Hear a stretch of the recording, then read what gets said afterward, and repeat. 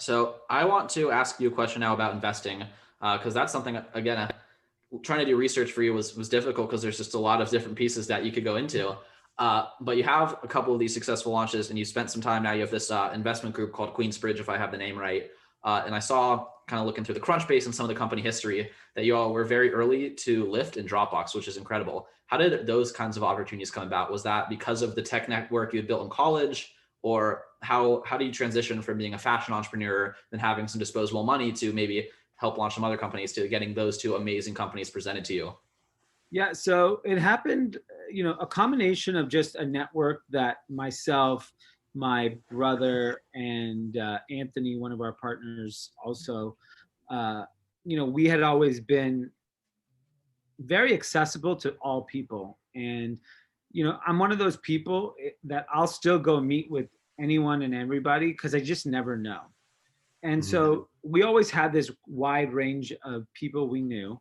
And about 10 years ago, we saw that this whole new world was being born. So whether it be the Uber story or, a lot of these kind of call it 1.0 new tech companies, we started seeing them early, and they were all around us because we were friends with a lot of those people, the Uber founders, um, the investors in all these companies, and we were like, should we be doing this? And my brother was very adamant, like he was the one that really kind of said, no, we need to get in this game. And back then, and it would stay still now, investing in technology was like, or investing in general, it's a boys club. And like, so you got to break into the club like anything else. Our friend Anthony still manages Nas, the musician, and he also managed a lot of really high profile artists. It turns out every major venture capitalist grew up listening to Nas.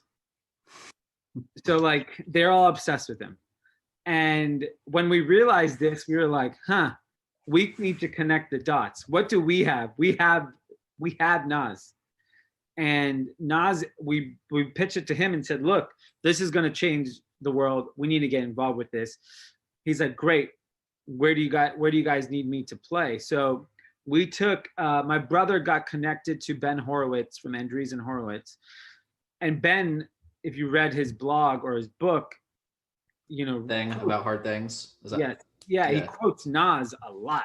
Like the titles, the chapters, a lot of it's based on music Nas created in the 90s. And Ben listened to that and like really connected with that. So my brother set up a meeting for all of us to go meet Ben with Nas. And that's it. Like when you bring probably the most influential rap artist of all time to someone's office, he was like, what do you guys want to do? And we're like, we want to get into space. He's like, done, I got you. And the rest is history because we brought our asset, which was we have access to popular culture like nobody else does at that time in tech. And we became the first celebrity driven venture fund that became my copycatted 100 times over since then. But it was something that like you realized that's why it's important to network. That's why it's important to be nice to everyone because you never know when some of those relationships will actually come in handy.